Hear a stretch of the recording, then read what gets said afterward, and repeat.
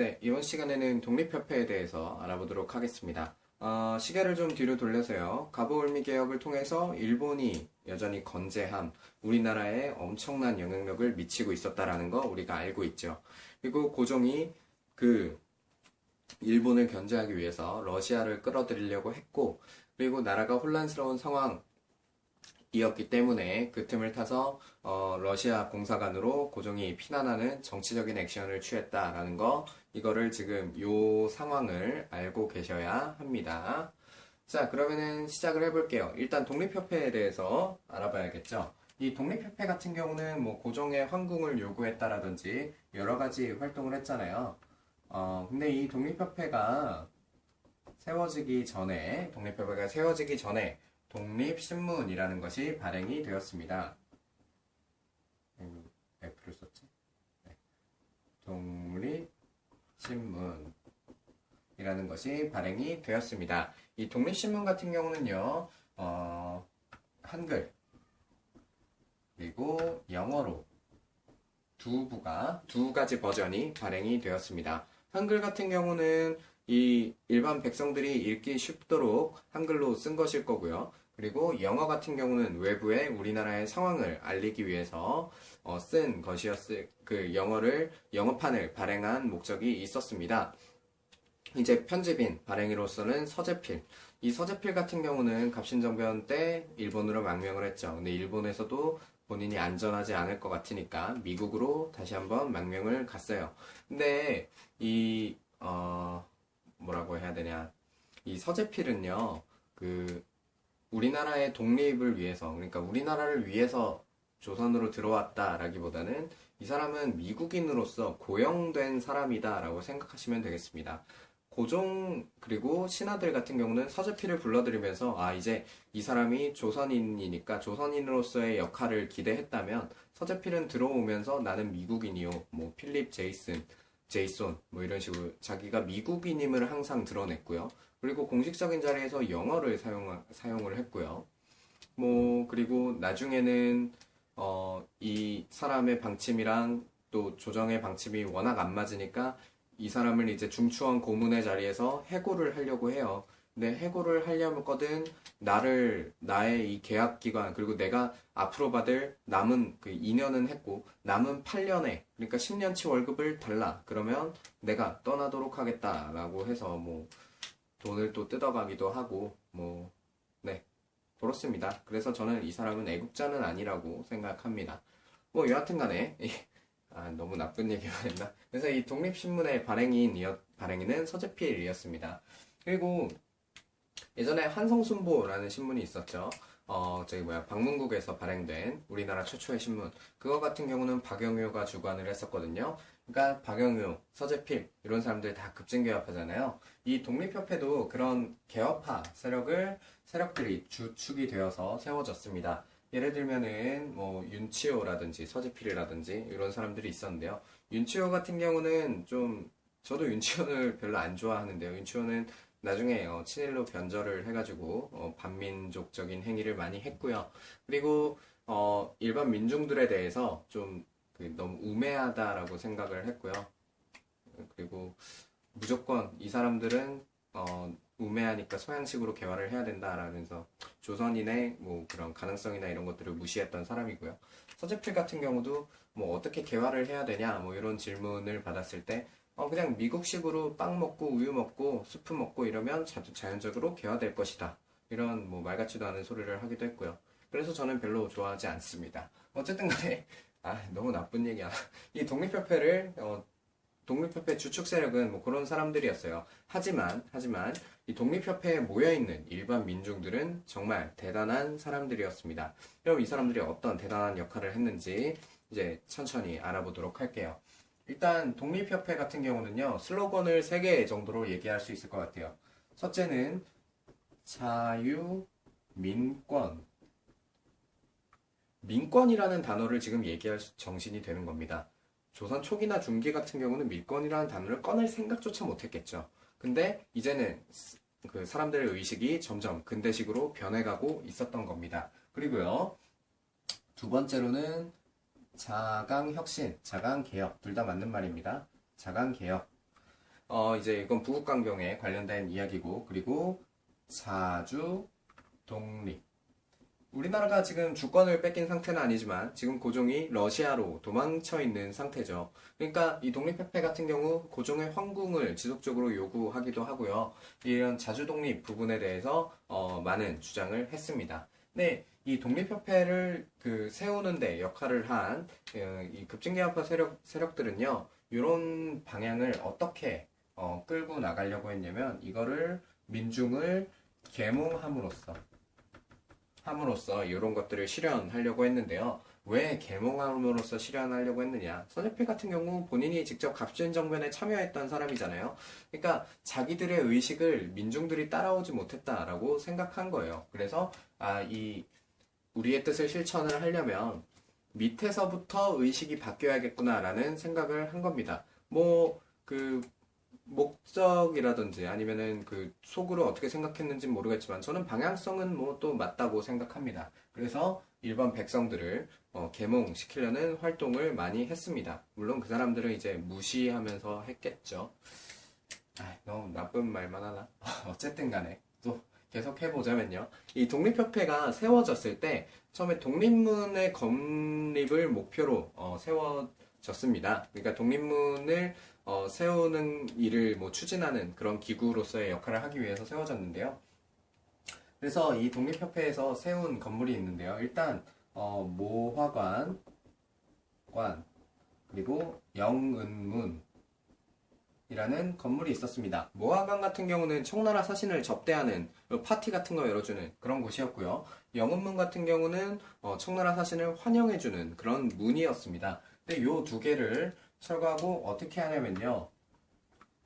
독립관과 그리고 독립문을 세웁니다. 독립관에서 이제 이런 계몽 활동을 많이 펼치기 시작했어요. 집회도 하고 교육도 하고 독립관을 중심으로 독립관에서 이루어졌고요. 그리고 독립문 같은 경우는 청나라 사신을 환대하던 그 자리에 이 잔재를 없애버리고 새로운 우리나라의 새로운 이제 자주독립 의식을 드러내는 상징적인 그런 건물이다라고 이야기할 수 있었겠죠.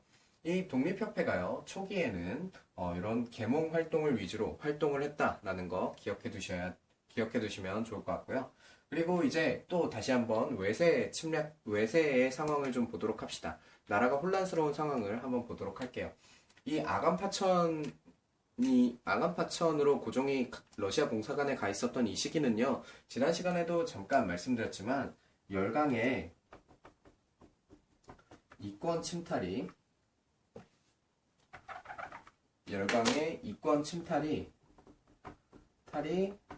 최고조에 오른 상태였다라고 말씀드렸죠. 왕이 지금 러시아에 도망쳐 있는 거나 마찬가지인 거예요. 그러니까 밖에서 보기에도 만만하고, 그리고 특히 러시아 같은 경우는 이런저런 요구를 하기도 좋았겠죠. 그래서 특히 이 러시아 같은 경우는요, 어떠한 요구들을 했느냐. 첫째로는 잠깐 말씀드렸지만 전령도 조차, 전령도를 빌려달라라는 거라고 말씀드렸죠. 전령도는 부산 쪽에 있는데요. 이 부산 쪽에 섬이 뜬금없이 왜 필요하냐라고 생각할 수 있겠지만 여기는 말하자면 휴게소 같은 곳입니다. 우리가 고속도로 타고 멀리 차를 끌고 갈 때 휴게소가 필요하죠. 기름도 넣어야 되고요. 그리고 간식도 좀 먹어야 되고요.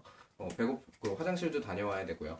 그런 데라고 생각하시면 돼요. 이제 석탄도 채워야 되고, 그리고 보급품도 이렇게 다시 실어야 되고, 하여간 그런 전쟁기지를 로서 전령도를 요구를 했습니다. 그리고요, 두 번째로는 한러은행을 설립하자라고 요구했고요. 이건 경제적인 부분이겠죠. 그리고 고문을 파견하겠다. 청나라에서도 우리나라 내정 간섭할 때 밀렌도르프라든지 마젠창이라든지 위안스카이라든지 이런 사람들 파견했잖아요. 그런 의미죠. 이제 우리나라 내정에 더욱더 많이 간섭하겠다라는 의지 표현이고요. 그리고 러시아가 받아간 거 뭐 있었죠?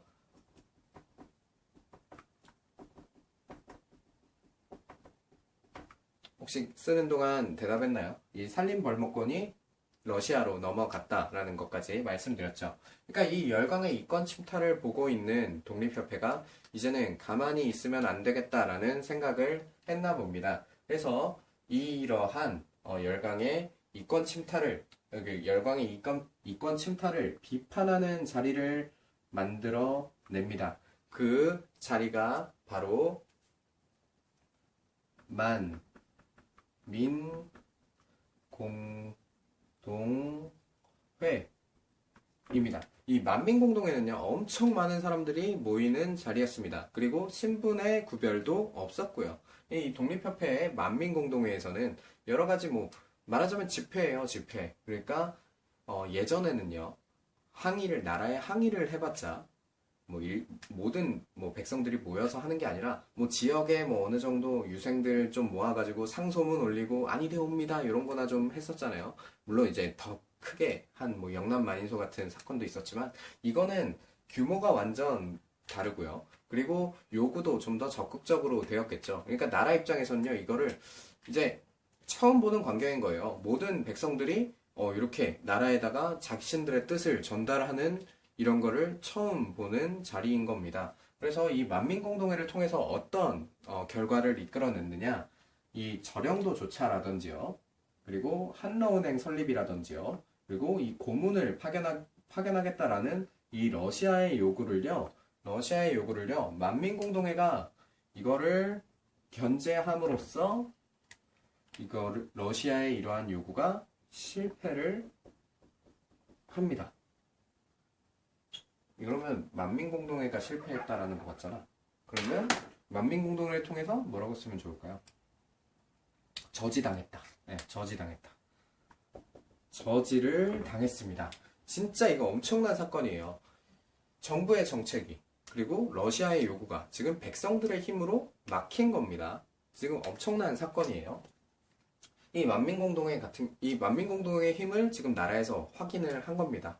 그래서 이 나라에서도 이거 좀 위험하겠는데, 이거 견제 한번 해줘야겠는데 하는 생각을 당연히 했겠죠. 그래서 만민공동회를 견제하기 위해서, 그리고 독립협회를 견제하기 위해서 어떤 것들을 하느냐, 연자법, 연저제법 같은 것들을 부활을 시킵니다. 그래서요, 그러니까 이제 이 집회 같은 거 가가지고 막 사람들 선동하고 이러면 다른 사람들까지 같이 처벌하겠다 이런 거예요.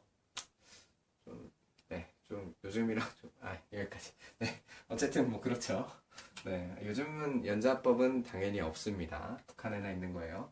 여하튼 네, 이 연자법을 부활시키려고 하고요. 이런 요구들의 만민공동회, 그러니까 이 독립협회 세력이 굴복을 했느냐?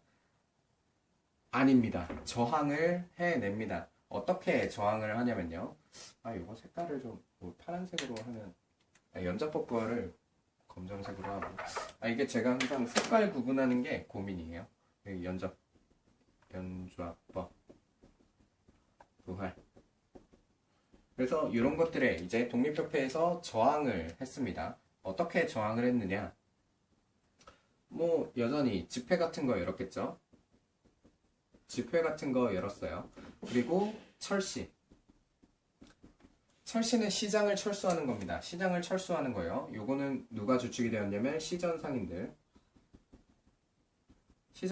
주축이 되어가지고 시장을 철수한다던가 이런 식으로 이 정부의 정책에 저항을 합니다. 그래서 결국 또 독립협회가 이걸 이겨냅니다. 그래서 정말 이거 굉장히 중요한 사건이 등장하는데요. 박정양을 필두로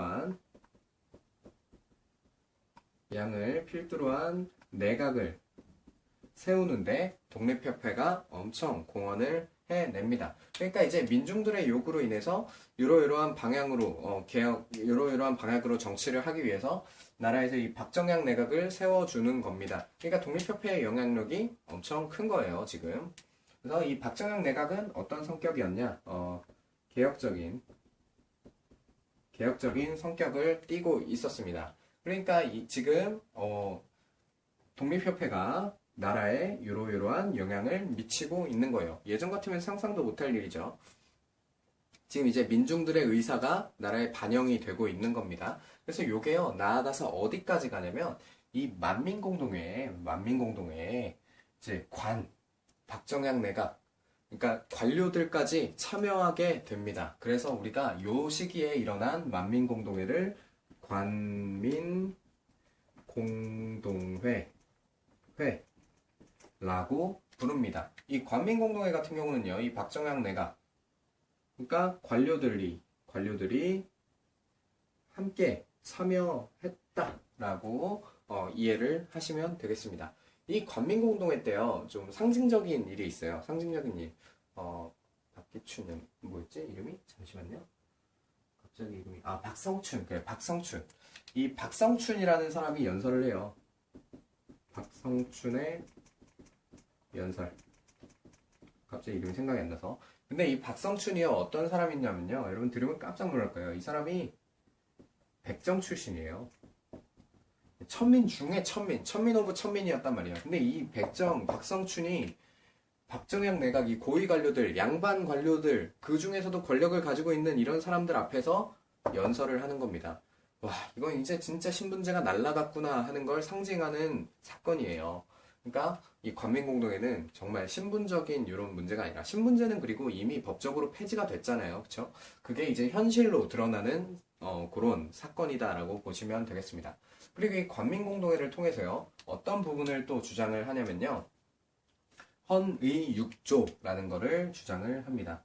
이거 굉장히 중요해요.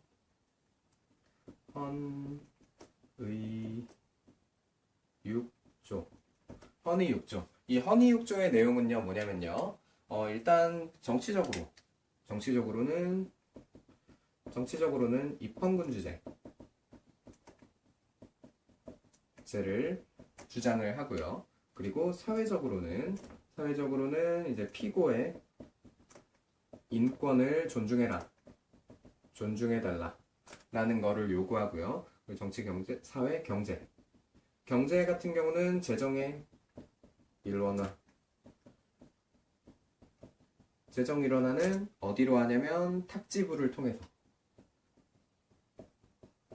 탁지부 또 나왔어요. 또 나왔나요? 사실 안 나왔지만 나온 것 같이 생각이 되는 겁니다. 탁지아문이라는 거 있었죠. 그래서 재정을 탁지아문으로 일원화한다라는 거 2차 가보개혁 때 봤죠. 물론 이때 이제 홍범 14조를 통해서 알게 되었죠. 홍범 14조를 통해서. 그리고 헷갈리는 게 이 홍범 14조 때는 아문이라고 했는데 왜 아문이 없어지고 부가 되나요? 그러면 홍범 14조가 먼저 나왔기 때문이에요. 간단한 거죠. 그래서 이 재정 일원화, 탁지부를 여하튼. 그리고 이 급진개혁파들이 주장했던 거 있잖아요. 갑신정배 때 호조로 일원화해라. 그러니까 그 재정 일원화가 계속 등장하는 겁니다. 독립협회에서도 탁지부로 재정을 일원화해라 라는 요구를 했습니다. 그리고 고종도요, 이 헌의육조에 대해서 동의를 합니다. 지키겠다라고 약속을 해요. 그럼 이 헌의육조를 좀 자세하게 볼까요? 헌의육조를 교재 여기구나. 네, 교재 보겠습니다. 교재 124번. 교재 정말 오랜만에 보죠. 요게 124번의 요 지문 보이죠? 요게 바로 헌의육조입니다. 근데 왜 5개밖에 없나요? 6번은 이제 장정을 실천한다. 뭐 이런 게 있거든요. 그래서 이 위에 있는 5개 실천한다. 이렇게 생각하시면 되겠습니다. 근데 여기서요, 다른 거는 이제 읽어보면 다 나와요. 입헌군주제, 피고인권 존중, 재정일원화 나오는데 1번 같은 경우 전제환권을 공고히 하재요. 근데 이 전제환권을 공고히 하자라는 게 그냥 생각 없이 이것만 읽으면 황제권을 강화하자는 얘긴가? 라는 걸로 들리지만 앞부분 보시면 외국에 의존하지 말고 라고 했잖아요. 그리고 관과 민이 협력하여 라고 했잖아요. 그러니까 이 전제환권은요, 자주 독립에 관한 뭐 이런 부분이다라고 생각하시면 좀 이해하기가 쉬울 것 같습니다. 근데 그 정도 이런 거 있으면, 들어가 있으면 기분 좋잖아요. 이거는 좀 그렇고. 네, 이거는 좀 그렇고. 여하튼 뭐 이런 상태입니다. 그래서 네, 지금 이 관민공동회를 통해서 헌의육조가 이제 제안이 되었고요. 네, 영상이 조금 끊겼죠. 어쨌든 이 관민공동회를 통해서 헌의육조라는 걸 주장을 하고요. 그 정도 그래 들어주겠다라는 약속을 하기도 합니다. 그리고요, 이 관민공동회에서 이후에 또 어떤 것들을 주장을 하냐면 이제 중추원이라는 게 있잖아요. 중추원 뭐 하던 데였어요? 중추원 왕명 출납하고 뭐 이런 국가기밀 다루고 이러는 부서였잖아요. 이 중추원을요, 어떻게 하기로 하냐면 의회화하자라고 주장을 하는 거예요. 그래서 중추원 관제를 선포하는데요. 이 중추원을 핵심은 의회화하자라는 겁니다. 그래서 어떻게 의회화를 할 거냐? 일단 왕이 추천하는 사람 25명에 더해서 일반 민중이 추천하는 사람, 그러니까 독립협회겠죠. 독립협회 추천 25명 이렇게 구성하자, 의회 구성하자라는 거예요. 그러니까 지금 이 상황을 보세요. 이 일반 세력들이 보기에 원래 권력을 잡고 있던 이 수구 세력들이 보기에는 지금 자기들의 권력이 자꾸 날아가려고 하는 상황인 겁니다. 그래서요, 이 관민공동회, 그러니까 이 독립협회를 견제하기 위해서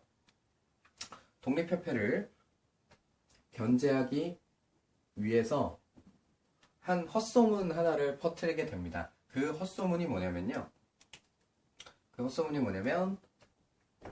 박정양 대통령설입니다. 그러니까 박정양을 대통령으로 세우려고 한다라는 거예요. 이 독립협회에서. 그러면 고종 입장에서 보기엔 뭐예요? 얘들이 전제왕권 공고히 한다 이런 얘기 하더니 그러니까 나를 폐위시키려고 하나 보네? 라는 생각할 수 있었겠죠. 그게 이 수구파의 또 목적이었고요. 그러니까 요러한 것들을 지금 이렇게 자기들의 권력을 위협받고 있는 이런 상황에서 이 고종과 그리고 수구 세력들이 이 독립협회를 몰아내려고 합니다. 그래서요, 독립협회가 어떤 공격을 받냐면요, 황국협회가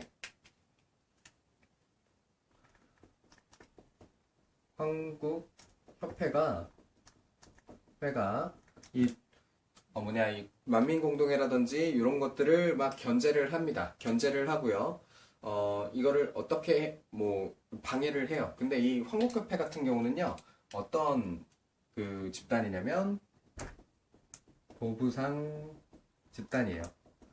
이 보부상 같은 경우는요, 해성공국이라든지 하여간 나라에서 보부상들을 계속 지원을 해줬던 관청이 있었잖아요. 그래서 항상 보면 이 해성공국 협파해야 된다, 이런 보부상들에 대한 이런 권력을 계속 이 권한을 견제하려고 항상 했단 말이죠.